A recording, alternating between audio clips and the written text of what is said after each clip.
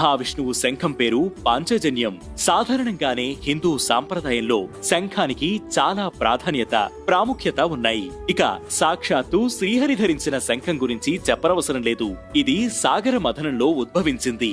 సముద్ర మథనంలో రాక్షసులు, దేవతలు, నాగులు, గంధర్వులు, ఋషులు, మునులు పాల్గొన్నారు.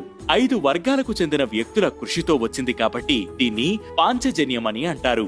లక్ష్మీదేవి కూడా సాగర మథనం నుంచే ఉద్భవించింది కాబట్టి లక్ష్మీదేవి పాంచజన్యం, సోదరి సోదరులని అంటారు.